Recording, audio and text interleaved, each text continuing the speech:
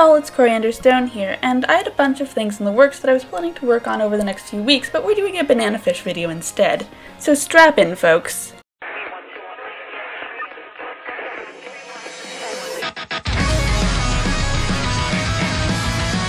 Lost and Found, the first opening to the banana fish anime, has a lot to talk about.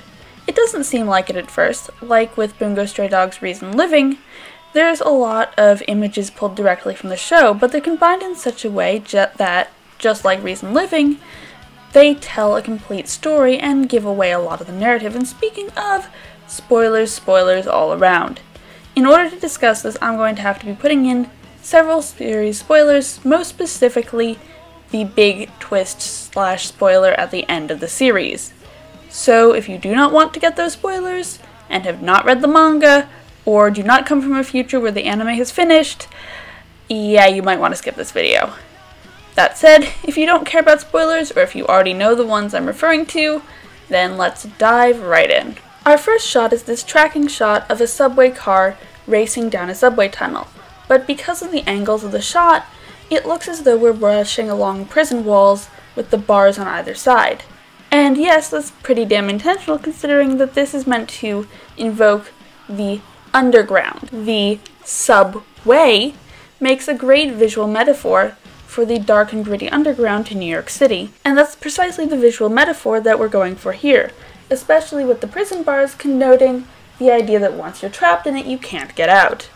Of course, this visual also has a second meaning, which is to invoke a specific moment in the story, that is, the moment that was the battle between Ash and Arthur, when Ash managed to smuggle goons into the underground fight ring by using a train car. The fight between Ash and Arthur is the center point of the OP, and we'll refer back to it again and again, since I am assuming it's going to be the end point of the first core of the series, which makes sense both in context of the opening and about where it falls in the manga. The camera shot changes, showing us the side of the train car as it rushes past during that particular fight, and also confirming that yes, this is in fact the subway, and then we're above ground again.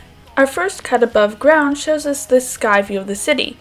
Looking from this height, everything looks clean and neat. We can't make out any details, but it looks like a nice city, juxtaposing quite nicely with the quite literal underground we saw a moment before. Our next shot is of this great sign array. This is one of my favorite images in the entire OP. It goes past really quickly, but it gives us a lot of visual information just in those few seconds it's there. Everything from the design of the walk signs to the language on the signs tells us that we are in an American city, giving us a sense of location, and yes, implying New York or a city like it. But there's more to it than just setting the location. The one-way signs point back the direction we, the camera, are coming from, implying that we're going one way the wrong way. This traffic signal is on walk, and the other sign says no stopping. Taken altogether, the message is quite clear. We're going in the wrong direction, we're going to look at the dark things, and once we get going, there is no stopping, keep moving, you can't turn back now. Once again, we cut between the dark underground and the New York City street. This time, we're kind of in the middle ground. Things are a little dingier, that is the graffiti, but we're still in a decently okay neighborhood. Seeing this, we try to climb back to the heights we were at before, trying to look at the city again as an unblemished work. But it's too late for that, we're swept back underground, and when we resurface this time, we see that the skyline we were reaching for, as the camera tilted up, has been replaced by dingy buildings. We're already in too deep to get out. The next shot puts us in a back alleyway of what's probably not a particularly nice neighborhood, and we get one more cut to the underground before surfacing again at the Statue of Liberty. Now, not only does this series of shots pull us deeper and deeper into the dark, gritty underbelly of New York City where we're going to be spending most of our narrative, but they also mirror our two main characters very nicely. Ash gets pulled deeper and deeper into the seedy underbelly of New York City. No matter how hard he struggles, he can't get out. There is nothing light in his life, and everything becomes part of this dark, gritty underworld. That is until we run slap bang into one thing that is completely at odds with the entire environment, the Statue of Liberty, or AG. Now, the Statue of Liberty also has a more cynical meaning here as well. It's the Statue of Liberty.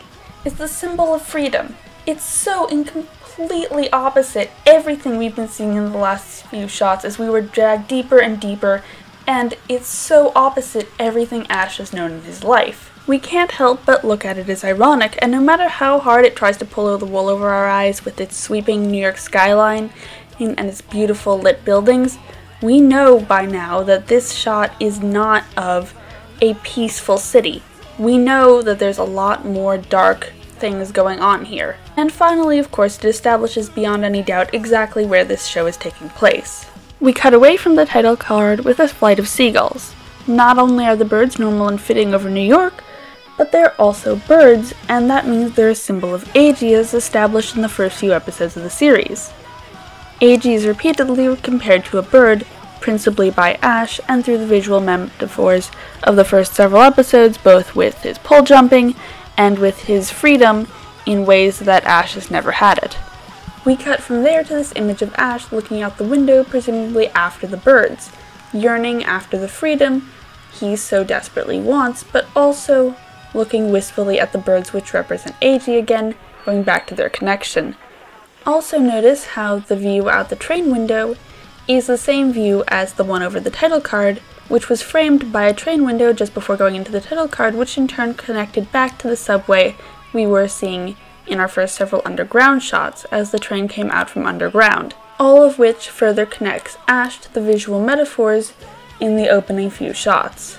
If the subway is supposed to represent the dark, seedy underbelly of the city, and the skyline is supposed to represent the idyllic, peaceful city represented by the Statue of Liberty, then Ash is caught in limbo, inside the subway and trapped within it, yet also yearning for that other, more peaceful life. And we know that Ash is trapped because we see the spans of the bridge that the train is going over flashing by outside the window with a frequency that brings to mind prison bars separating Ash from the city beyond. From there we get two quick flash character shots of Ash, both of which give us some information about him. Combined, the two shots clue us into the parts of Ash's character that people typically don't realize are there, that is to say, the things they underestimate about him. First, we see him in a dark back alleyway alone at night, representing that he is perfectly capable of handling himself in such situations and can walk in such places without fear, cluing us into his abilities to take care of himself and his fighting capabilities. Our next shot is Ash in a room filled with books. He appears to be sitting at a desk and is looking very smug. This clues us into the fact that Ash knows his way around academics as well. He's incredibly smart, he's got a lot of book learning, he's really, really good at figuring things out on an academic level as well as just fighting things. Finally, we return to Ash looking out the window, only to have the bridge spans, i.e. prison bars, block him out. And that's when we switch over to Eiji. Now here are a few things to keep in mind. First, Ash is staring longingly out the window, the bars get in our way, and we can't see him, blocking him out, and then we see Eiji. Ash was looking out at this idyllic city, and then what we see him looking out at turns out to have been Eiji, again, conflating the peaceful life that Ash has never had with the person who allows him to feel at peace, and re-emphasizing the longing that Ash feels for both. At the same time, notice the camera movement. Ash has no interest in the camera, he doesn't look at it. When the camera wants a close-up on his face, the camera has to spin around to face Ash from another direction. In other words, Ash wants no part of what's going on, but he doesn't have a choice. That choice was never given to him. He is forced to be involved. In contrast, after his character shots, Eiji turns toward the camera, making the voluntary decision to get involved in everything to come. As for the shots of Eiji themselves, we see Eiji standing in respectable clothes on a respectable street. It's clear that he's from a much nicer side of town than Ash. Also, we see him waiting. This is how he is at the beginning of the show. He's waiting for something to take him out of his depression. That's what he came to the US for in the first place. And when he turns toward the camera, he's also turning back toward Ash, indicating that what he's waiting for is actually Ash, and indicating his own oath to see this all through with his own eyes. As for the two quick little character shots, the first one looks a bit funny and kind of has a clue to Eiji's personality, but I can't actually place it within the show. If anyone can, please let me know down in the comments, it's kind of been bugging me. Although, looking at the background, I've been trying to sort of suss it out, and I figure it's probably in his and Ash's apartment later, or judging by the reading lamps and the desks and stuff, it's possible it's in the library reading room, in which case, ow! Although I don't think it is, just because the environment looks kind of homey. The second shot, however, I can place. It's definitely going to be from that scene where he's talking to Ash and tells Ash that he will stay with him forever. A moment which is both incredibly emotional for the series and also plays perfectly into the image of AG deciding to see this thing through with his own eyes. The next shot follows AG's gaze, and we see Shooter, AG, and Ash walking across the street in a sort of idyllic moment. They're all laughing and seem to be fairly relaxed together. This isn't a moment from the show, mind you. This is just a sort of happy moment that never really happened. Just as we saw Ash and his yearning for both AG and the peaceful life he represents in the first shot, we now see AG's longing not only for Ash, but also for this more relaxed, laughing environment with his friends. And we can tell a lot about the three of them from this image. Shooter's walking in front, totally relaxed, and this tells us a couple of things. First, it gives us a sense of his humorous, laid-back personality, but it also gives us the sense that he can take care of himself. Shooter is walking across the street without any signs of wariness, unlike Ash, who's clearly watching out for AG. Shooter, however, is not being watched out for anyone. None of the three of them seem particularly concerned about Shooter's well-being, however, even if he's taking the lead. That says that Shooter, for all his laid-back attitude, can take care of himself, which he certainly can. AG seems a little out of his element, but he's also laid back and laughing. The only one who seems to be serious at all in the shot is Ash, who seems to still be keeping his guard up.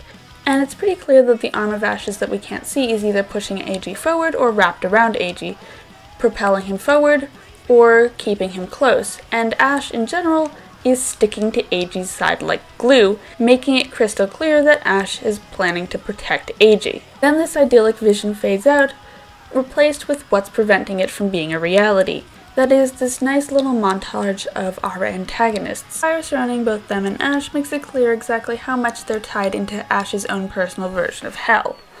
Our first one up is Arthur.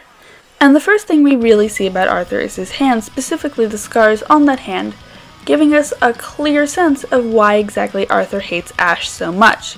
Also notice that as big as Arthur looms, he doesn't take up the entire screen. He's kind of off to the side of it, indicating that as big as he is, he's not the main threat.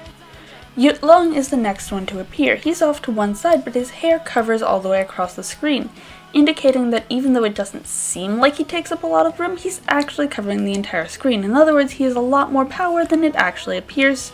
Overall, this is just a really clever introduction shot because our eyes, as humans, is naturally drawn to movement.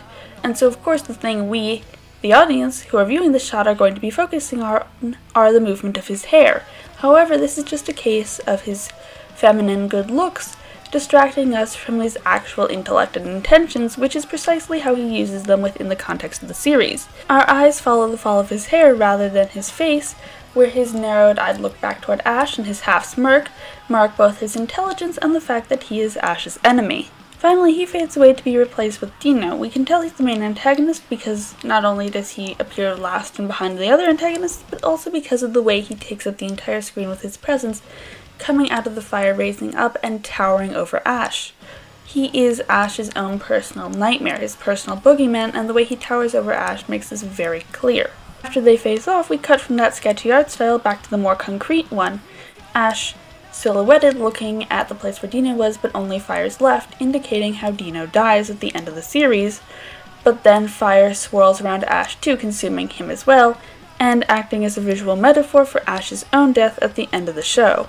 From there, straight back to the action high point of the OP, and what I again believe to be the conclusion of the first main core of the series, which is the battle between Ash and Arthur on Coney Island, followed up by another shot of AG rushing toward the fight, trying to save Ash. This visual, which is ripped basically straight from the series, doesn't really have any specific meaning, except, of course, to center us back at that fight, and also in terms of the lyrics. Actually, that makes this a good time to mention the lyrics. Now please bear with me for a minute because I am only using the official translations. I can't translate them myself, not speaking Japanese, and so if there's anything that isn't quite right, I can't know. But according to the official translations at least, this is a really fitting song for the series and the OP. For instance, after beginning the lyrics with these shots of Ash, the implication is that Ash is the eye of the opening. And so it's incredibly fitting that when Ash is looking at the train window at Eiji and we cut to Eiji, as Ash is longing for him, the lines are, "Maybe all I wanted is to not be alone with you by my side." However, as the idyllic life where Eiji, Shooter, and Ash can just hang out and have fun is blotted out, we get lines about darkness falls into deep and wondering how I even got here. But the key lyrics come when Ash is fighting, to find it and lose it, the name of the song. See, the thing is that Ash's whole story arc, at least if you paraphrase Blanca, is about the fact that he could either find something precious or be destroyed, or put it away and keep going, and he chooses to hold on to it and be destroyed. To find it or lose it, and to choose to get lost in the moment, as it were. We get this nice cityscape shot of Ash sitting on a rooftop, looking out over the setting sun of the city, playing back to where he sat after learning about Griff's death, and also referencing the many of these beautiful shots that are in the manga. And we dive from here into Ash's own psyche and emotional turmoil as represented by the darkening sky and his scream. All fairly straightforward. But the shots get interesting at the end as we return to that same flashing of dark and light and the next round of character shots mirroring the ones at the beginning. As the city's dark underground absorbs each of the characters, we see their relationship to it. The first shot we get is of Ibe and Max. Max's character shot is the one I find the least well done, since we don't really learn anything about him beyond his relationship to what's going on. That is to say, he was not initially involved, but turns voluntarily to get involved, the same way Ibe does. Ibe's shot tells us something. We see him with the camera, so we learn he's a photographer, but Max is just sort of standing there. It's the one that I think they could have done a little better. The next shot we get is of Kane and his gang as they also choose to get involved, again turning to face the camera as they choose to get involved with what they see through it. The next character shot is one of the best in the OP, as we get Sing, Lao, and the rest of Sing's gang. This shot stands out as different from the others in this montage for a few reasons. First, while the other ensemble shots last for less than half a second, this one lasts for nearly 2.5 seconds, giving us time to really take it in. The OP is telling us that this is important. Notice how no one in this shot is moving. In all the other character shots except Ash's, people turn toward the camera, choosing to get involved. Ash's shot was unique because he wasn't choosing to get involved. This camera instead chose to involve him by twisting to show him from another angle. Here, however, the camera pans up, showing that Sing is already staring at the camera. He's already involved, which makes sense because by the time we meet him, he's already made the choice to get involved.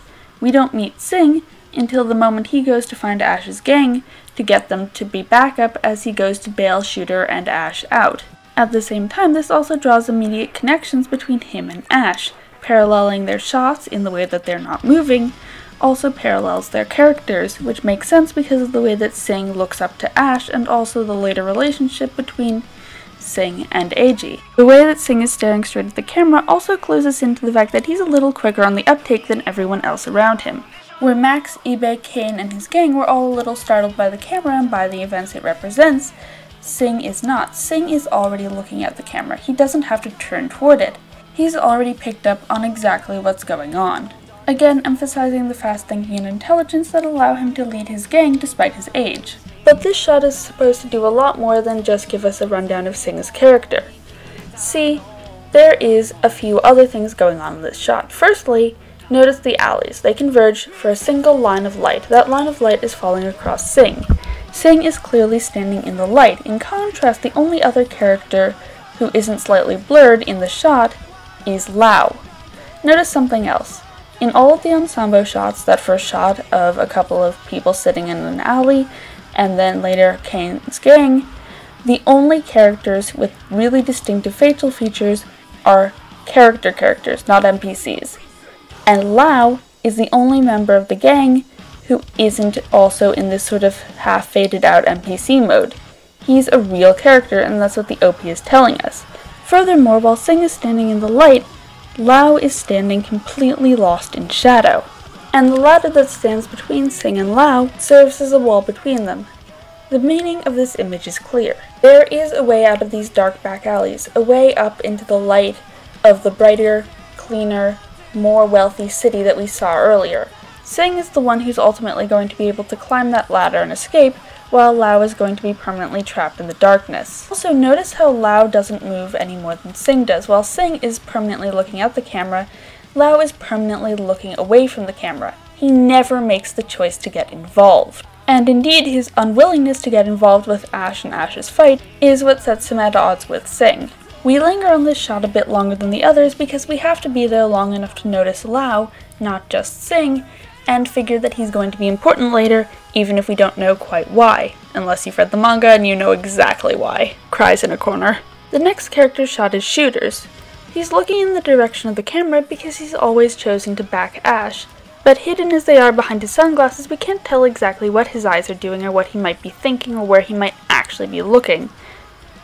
Even if Shooter wearing his sunglasses is just sort of the thing that happens in the anime, their presence in this shot serves to make the viewer uneasy and serve as an ominous warning. An ominous warning intensified by the hands closing around Shooter. They're reminiscent of the idea of a puppeteer pulling his strings, and that's pretty much what's going on here. The dark underground resurfaces, allowing for a quick time lapse, and when we see Shooter again, he's completely wrapped in Yut Lung's arms. The message about the strength of Yut Lung's hold on him is crystal clear. It's only at this point that we see Shooter move, only he's not moving in response to the camera like the other characters were, but rather in response to Yut Lung, again indicating Yut Lung's hold on him and how he ultimately goes along with Yut Lung's plan to kidnap Eiji. This movement in concert with Yut Lung also represents how Yut Lung's plan takes away Shooter's free will, which will be very relevant later. And we cut straight from there to this side-eye shot of Ash noticing what's going on, even if it is too late, which tallies with the series as it is Ash who realizes exactly what's going on both in terms of Eiji's danger and then ultimately realizing that it was Nadia's safety that was being used to force Shooter's hand. And the door closes on both Ash and the OP, in another shot which I assume is representative of Ash's death. This opening has a slew of great character shots, and I loved watching it over and over again as I was going through the manga, because each time I watched it I went, oh, that's what that means, and picked up a new piece of information based on what I'd now learned from the manga. And I'm sure people watching the anime will have that same experience too, only hopefully they'll have it in a few more hours than I did, because I may have gone a little overboard with binging that manga. Still, it was totally worth my time, and if this video was worth yours, then please let me know down in the comments and also leave me a like. If you want to hear me talk more about Banana Fish, then please go ahead and subscribe to my channel. I really love the series and will definitely be talking about it in future. After this video goes up, we'll be returning to our regularly scheduled programming, with a short video on Degree Man and a rather longer one on writing tragedy, looked at through the lens of the other series that made me cry this summer, Legend of the Galactic Heroes. Seriously, is it too much to ask that the series I obsess over this summer have nice, happy, not cryy endings? I'm 3 for 3 at this point, guys. Come on. Sigh. I'm off to find a tissue box. This is Coriander Stone, and I thank you for watching. L. Sigh. Congru.